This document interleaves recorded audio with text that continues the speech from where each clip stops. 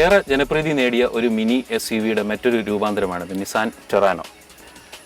ഈ വാഹനത്തിൻ്റെ ഏതെങ്കിലും ഒരു കാഴ്ചയിൽ നിലവിലുള്ള ഏതെങ്കിലും ഒരു SUVയുമായോ മിനി SUVയുമായോ ഒരു സാദൃശ്യം തോന്നിയില്ല. തികച്ചും യാദൃശ്ചികമല്ല, തീർച്ചയായും സ്വാഭാവികമാണ്. കാരണം ഈ വാഹനം നിസാൻ ഇറക്കുന്നതിന് മുമ്പ് തന്നെ ഇന്ത്യയിൽ റെനോ ഇറക്കിയിട്ടുണ്ട്, റെനോ ഡസ്റ്റർ.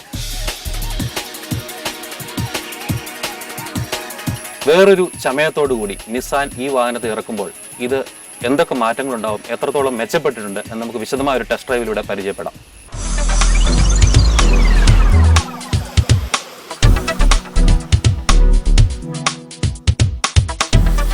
സ്റ്റീറോയിഡിൽ ഓടുന്ന ഹാച്ച് ബാക്കുകൾ എന്നാണ് പൊതുവെ ഇന്ത്യയിൽ ഇറങ്ങുന്ന മിനി SUVകളെ പറ്റിയുള്ള ആക്ഷേപം. കാര്യമുണ്ട്. മിനി SUVയുടെ പ്രാഥമിക മികവായ ഓഫ് റോഡിംഗ് ഇവിടെ ഇറങ്ങുന്ന ഒരു മിനി SUVകൾക്കും ഇല്ല. പകരം ഹാച്ച് ബാക്ക് കാറിൻ്റെ പ്ലാറ്റ്ഫോമിൽ നിർമ്മിച്ച SUV രൂപഗുണമുള്ള വാഹനങ്ങളാണവ.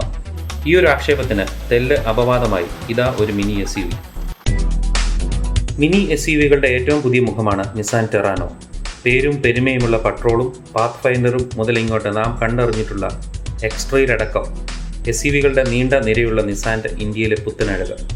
ജാപ്പനീസ് പാരമ്പര്യത്തെക്കാളധികം യൂറോപ്യൻ പിന്മുറയാണ് ടെറാനോയ്ക്ക്. റുമേനിയയിലെ ഡാസിയ എന്ന വാഹന നിർമ്മാതാക്കൾ വികസിപ്പിച്ചെടുത്ത് നിർമ്മിക്കുന്ന ഡസ്റ്റർ തന്നെ ടെറാനോ. നിസാൻ ഗ്രില്ലും ചെറിയ രൂപമാറ്റങ്ങളും എല്ലാത്തിനുമുപരി നിസാൻ ഫൈൻ ട്യൂണിങ്ങും ചേരുമ്പോൾ ടെറാനോയായി. ഇവിടെ ആരും അധികം കേട്ടിട്ടില്ലാത്ത റെനോയുടെ താണ ബ്രാൻഡ് മൂല്യത്തിൽ നിന്ന് നിസാൻ SUVയുടെ ബ്രാൻഡിങ്ങിലേക്ക് ഉയരേണ്ടവർക്കാണ് ടെറാനോ.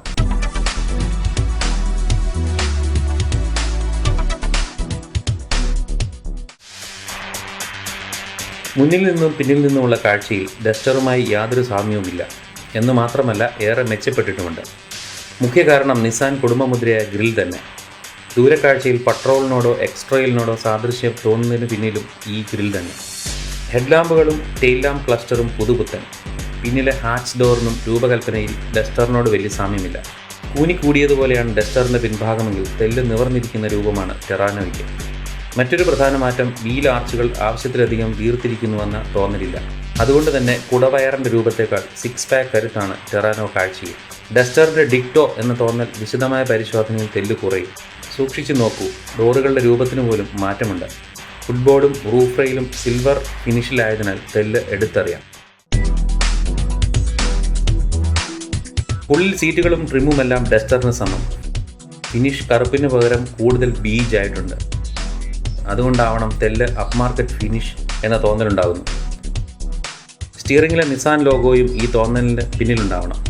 ഡസ്റ്ററുമായി നോക്കുമ്പോൾ AC വെൻ്റ് നടുവിൽ മാത്രം വൃത്താകൃതി വെടിഞ്ഞ് സമചതുരമായി ഒരു മാറ്റം. എന്നാൽ വശങ്ങളിലെയും പിന്നിലെയും വെൻറ്റുകൾ പഴയ മാതിരി തന്നെ.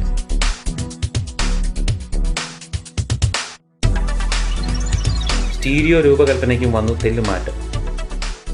ഏറ്റവും കുറഞ്ഞ മോഡലിന് പോലും ഡ്രൈവർ എയർബാഗ് ഉണ്ട്. Wing mirror, electric adjuster, park brake ലിവറിന് താഴെയായത് വലിയ പ്രശ്നമല്ല, എപ്പോഴും ക്രമീകരിക്കേണ്ടതില്ലല്ലോ. എന്നാൽ AC നിയന്ത്രണങ്ങൾ തെല്ല് താണുപോയോ എന്നൊരാക്ഷേപമാകാം. ഡാഷ്ബോർഡിലെ അടച്ചു വയ്ക്കാവുന്ന ചെറിയൊരു സ്റ്റോറേജ് സ്ഥലവും വളരെ ഉപകാരപ്രദം തന്നെ. പിന്നിൽ 3 യാത്രികർക്ക് സുഖമായി ഇരിക്കാം, ധാരാളം ലെഗ് റൂം.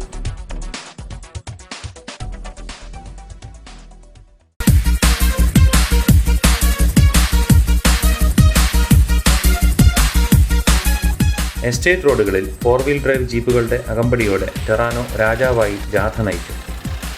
ഒരിടത്തും പിണങ്ങിയില്ല. അടിവശം ഉരയുകയോ കയറാൻ മടി പറയുകയോ ചെയ്തില്ല. ഇണക്കമുള്ള വന്യമൃഗത്തെ പോലെ കൂടെ നിന്നു. 84 PS-ഉം 110 PS-ഉം ശക്തിയുള്ള 2 ഡീസൽ എഞ്ചിനുകളും 103 PS-ൻ്റെ പെട്രോൾ എഞ്ചിനുമുള്ളതിൽ ശക്തി കൂടിയ ഡീസൽ എഞ്ചിനാണ് ടെസ്റ്റ് ഡ്രൈവ് വാഹനത്തിനുണ്ടായിരുന്നത്. ഡസ്റ്ററിലെ എഞ്ചിൻ തന്നെ. എന്നാൽ ഡ്രൈവബിലിറ്റി തെല്ല് മെച്ചപ്പെട്ടിട്ടുണ്ടെന്ന് ഉറപ്പ്. നിസാൻ എഞ്ചിനീയർമാരുടെ കരവിരുത്. 2500 RPM കഴിഞ്ഞാൽ മോശമല്ലാതെ കിട്ടുന്ന ടോർക്കും BHPയും. 1.5 ലിറ്റർ എഞ്ചിനാണ് വലിയ ഹുഡിനുള്ളിൽ ഇരിക്കുന്നതെന്ന തോന്നലുണ്ടാക്കുന്നതേയില്ല. 2 ലിറ്റർ എഞ്ചിനുകളെ പോലും പിന്നിലാക്കുന്ന കരുത്ത്. ശബ്ദവും വിറയലും തീരെ കുറവ്. ടർബോലാഗ് ഇല്ല. 6 സ്പീഡ് ഗിയർ ബോക്സ്. ഇന്ധനക്ഷമത ലിറ്ററിന് 20 കിലോമീറ്ററിനടുത്ത്. ഒരൊറ്റ കുറവ് മാത്രം തോന്നി. എന്തുകൊണ്ട് 4 വീൽ ഡ്രൈവ് ഈ വാഹനത്തിന് നൽകിക്കൂടാ? ഈ പരാതിക്ക് വൈകാതെ നിസാൻ പരിഹാരമുണ്ടാക്കുമെന്ന് വിശ്വസിക്കാം.